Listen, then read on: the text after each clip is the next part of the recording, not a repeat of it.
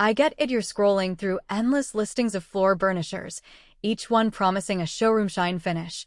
But the moment you actually try them, the results feel flat, the noise grates on your ears, or the machine just won't survive a day in a busy hallway. I've been there, watching a pricey unit sit in the corner while I keep buying cheap pads that wear out after a single pass. That hesitation is real, and the last thing you want is to spend your hard-earned money on something that looks great online, but underdelivers when you need it most. Link is in the description if you want to check the product details on Amazon.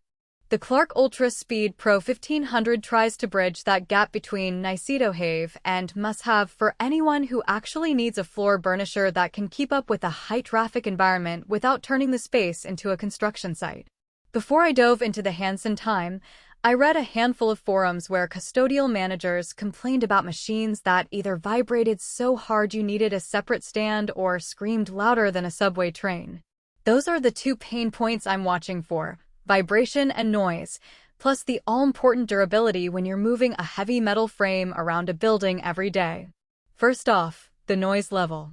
At 68 decibels, the Ultra Speed Pro is only a little louder than a typical office printer. In practice, that means you can run it in a lobby or a conference center while people are still having conversations without shouting over the machine. I tested it on a marble entryway in a co-working space, and the ambient chatter stayed intelligible even when the burnisher was cruising at its top speed.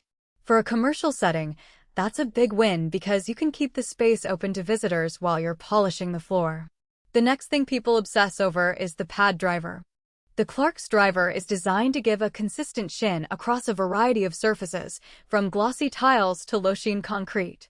In my trial, I started with a glossy ceramic tile hallway. After a single pass with the standard polishing pad, the surface went from a dull, uneven look to a mirror-like finish that reflected the ceiling lights perfectly. The same pad, when I switched to a low-sheen industrial floor, still managed to lift the surface enough that a dust mop could glide without catching on grit. The key here is the driver's ability to maintain pressure without slippage, which many cheaper models struggle with.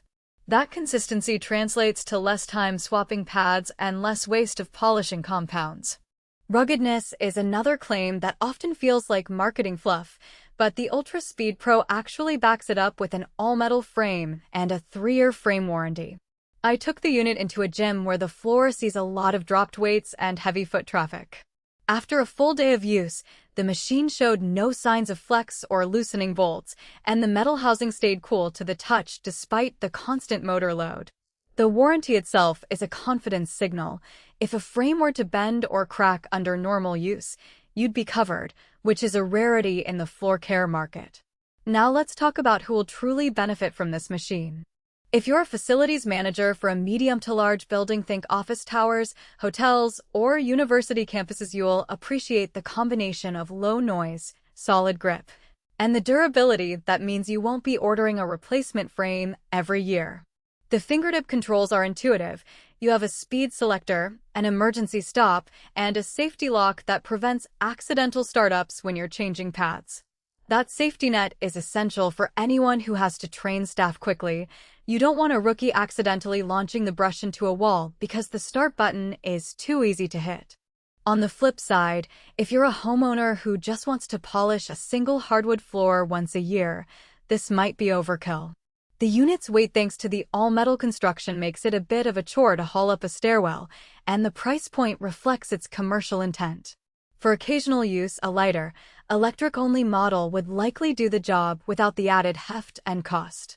Also, while the noise level is low for a burnisher, it's still louder than a regular mop, so if you're planning to use it in a quiet library or a meditation studio, you may need to schedule it during off hours. A practical weakness I noticed is the pad storage compartment. The machine comes with a small built-in slot that's perfect for one pad, but if you're swapping between polishing and stripping pads throughout the day, you'll end up setting the extras on the floor, which can be a slip hazard. It's a minor inconvenience, but in a busy hallway you have to be mindful of where you place those extra pads. Another point is the power cord length.